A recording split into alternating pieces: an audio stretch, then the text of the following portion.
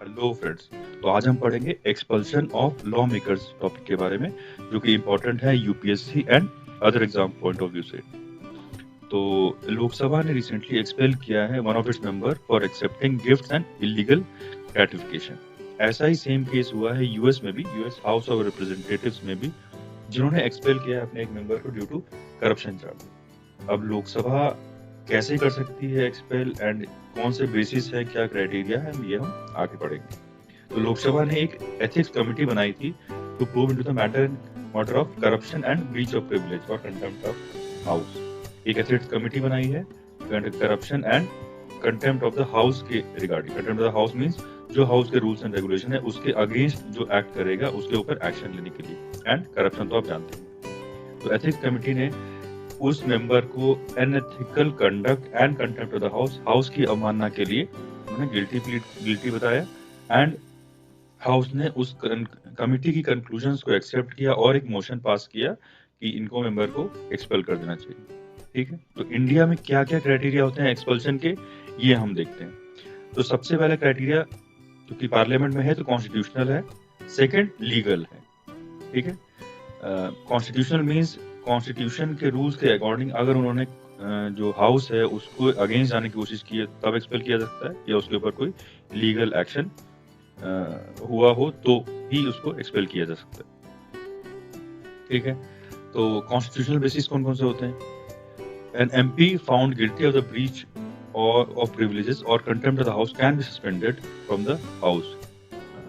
Privileges या फिर उनके जो कोर्ट के रूल्स हैं उनके अगेंस्ट जाने के, हाउस के रूल्स हाउस के अगेंस्ट जाने के लिए उनको एक्सपेल किया जा सकता है। ठीक है, पार्लियामेंट्री प्रिविलेजेस क्या होते हैं? Parliamentary privileges are legal immunities, means उनको लीगल जो उनको सुविधाएं मिली है या लीगल उनको एक तरह से कवर दिया गया है, जो वो एंजॉय करते हैं during the session of the house, in which legislatures are granted protection against civil or criminal liability for certain action done or statements made in the course of their legislative duties.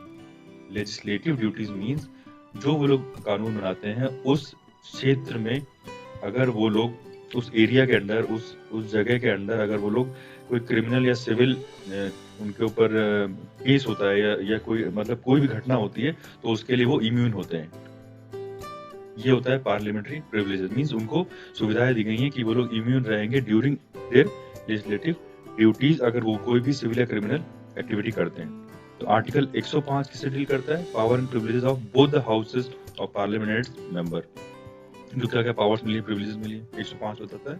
And 194 बताता है कि उससे जुड़ी corresponding powers, privileges and immunities of state legislature क्या है। ठीक है, parliament के लिए 105 है और स्टेट लेजिस्लेचर के लिए आर्टिकल 194 है। तो कंटेम्प्ट ऑफ द हाउस क्या होता है? एक कोई ऐसा एक्ट या फिर कोई ऐसी गतिविधि होती है जो एब्स्ट्रैक्ट करती है, एब्स्ट्रैक्ट मतलब रोकती है हाउस ऑफ पार्लियामेंट को काम करने से, या फिर उसको हाउस को कोई ड्यूटीज अपनी डिस्चार्ज करने से, या फिर कोई मतलब कुछ प्रोड्यूस ऐसा कुछ रिजल्ट जिससे कि ऐसा कोई गतिविधि करना जिससे कि हाउस अपना सही से काम ना कर सके और हाउस की कार्यवाही रुक जाए, उसको बोलते हैं contempt of the house. And legal basis of suspension क्या होते हैं?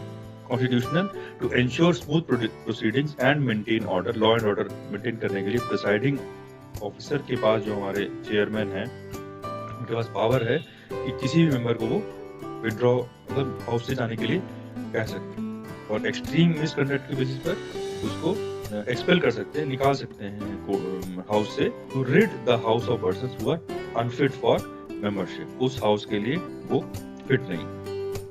तो रूल्स ऑफ प्रोसीजर हमारे एक्सपेल करने के लिए, सस्पेंशन के लिए in Lok Sabha and in Rajya Sabha क्या क्या होते हैं? देखिए, लोकसभा में क्या होगा? रूल 373, 74, 74 ए, ऐसे याद कर सकते हैं। लोकसभा के अंदर 73, 73, 374, 374 ए।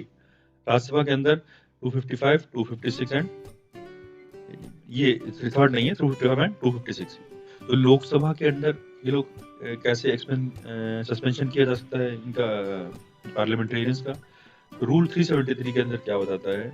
It empowers a presiding officer to order an MP to withdraw during the reminder. एक दिन के लिए अगर निकालना है तो 373, अगर to suspend the MP for a period not exceeding the reminder of the session, means उस सेशन के लिए निकालना है उस सेशन तक के लिए निकालना है 374 हो गया। एंड 374A क्या कहता है, allows the speaker to name an MP who can automatically stand suspended for 5 days और remaining part of the session whichever he less. 5 दिन या फिर उससे कम जो भी स्पीकर बताएंगे। 374A स्पेसिफिक हो गया। 374 रिमाइंडर ऑफ द सेशन। 373 एक दिन के लिए, ये लोकसभा के रूल। 373, 374, 374A। राज्यसभा क्या कहता है, रूल 255 बनाया हमने तुरंत हाउस से निकालने के लिए, मतलब सेम डे के लिए, ठीक है। 256 suspending the member for not extending the reminder of the session. Same जैसे 374 है वैसे ही 256 में रिमाइंडर ऑफ द सेशन के लिए उसको निकाल सकते हैं। तो 255 एंड 256 फॉर राज्यसभा। लोकसभा के लिए 373, 374 एंड 374।